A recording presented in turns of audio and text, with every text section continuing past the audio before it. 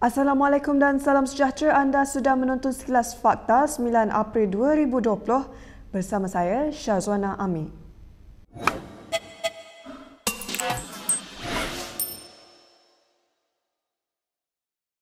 Bekas Menteri Kanan Rafidah Aziz menzahirkan rasa meluat beliau melihat tindakan Kerajaan Perikatan Nasional PN menggantikan pegawai-pegawai kanan dalam syarikat berkaitan kerajaan GLC.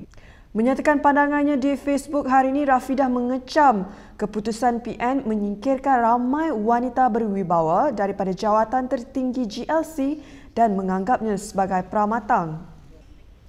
Jelas beliau cara penyingkiran dan pelantikan baru membuatkan beliau meluat dengan kerajaan PN. Katanya tanpa menyebut sebarang nama, penyingkiran mereka tidak dinilai berdasarkan prestasi mereka tetapi hanya alasan mereka merupakan lantikan politik kerajaan sebelumnya. Akademi Perubatan Malaysia menggesa kerajaan melanjutkan Perintah Kawalan Pergerakan PKP sehingga selepas sambutan Hari Raya Aidilfitri. Kata kumpulan profesional itu dalam satu kenyataan semalam, balik kampung secara beramai-ramai boleh memburukkan lagi penyebaran wabak COVID-19. Menurut mereka, penjarakan sosial akan gagal apabila perantau yang balik beraya berkumpul di hentian serta kawasan rehat dan rawat R&R sepanjang lebuh raya. Tambahnya, meskipun keinginan untuk meluangkan masa bersama sanak saudara sempena Hari Raya adalah sesuatu yang boleh difahami, namun penjarakan sosial perlu terus dilakukan sehinggalah vaksin baru ditemui. Jabatan Pengangkutan Jalan JPJ akan membantu Polis Diraja Malaysia PDRM dan Angkatan Tentera Malaysia ATM melaksanakan sekatan jalan raya di seluruh negara. Menteri Pertahanan Ismail Sabri Yaakob berkata perkara tersebut diputuskan pada mesyuarat khas Menteri-Menteri yang berlangsung hari ini.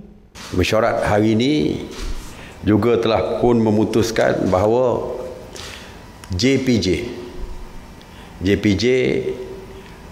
akan membantu, kita bersetuju dengan permohonan JPJ untuk membantu pihak polis di dalam bersama-sama dengan pihak polis di dalam mengadakan sekatan jalan raya di seluruh negara. Seorang penghuni yang berada dalam kawasan Perintah Kawalan Pergerakan diperketatkan PKPD di bangunan Selangor Mansion dan Melayan Mansion Jalan Masjid India dilaporkan bertindak melarikan diri dari kawasan itu. Perkara itu dimaklumkan Menteri Wilayah Persekutuan Anwar Musa pada sidang medianya hari ini, namun tiada maklumat lanjut mengenai kes berkenaan.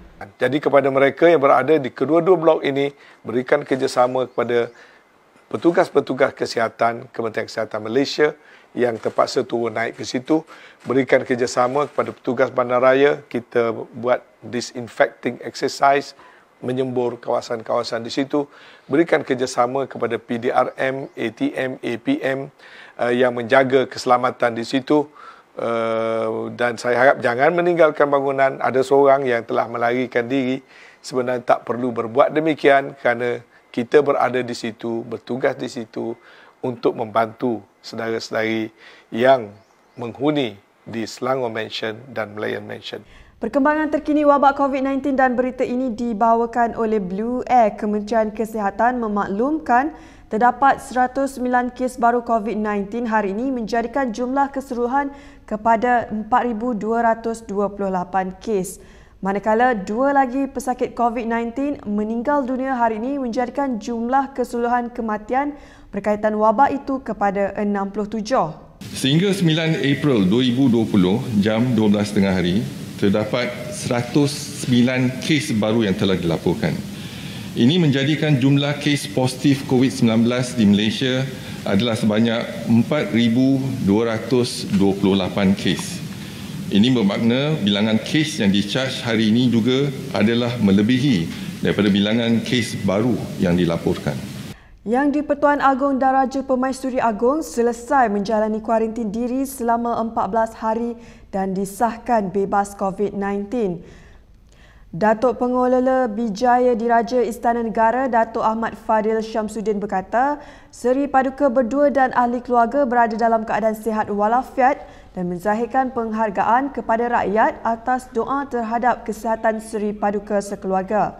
Sebelum ini, Seri Paduka berdua dan keluarga menjalani kuarantin diri di Istana Negara seperti dinasihatkan oleh KKM susulan pengesahan beberapa kaki tangan Istana Negara positif COVID-19 2 minggu lalu. Ahmad Fadil berkata Al-Sultan Abdullah yang amat prihatin terhadap perkembangan terkini wabak COVID-19 mengulangi tintah agar rakyat mematuhi Perintah Kawalan Pergerakan PKP. Baiklah, sekian sahaja dari saya Syazwana Amir untuk sekilas fakta. Pastikan anda duduk di rumah dan luangkan masa anda dengan mengikuti perkembangan berita melalui portal kami di www.kinitv.com. Salam hormat dan jumpa lagi.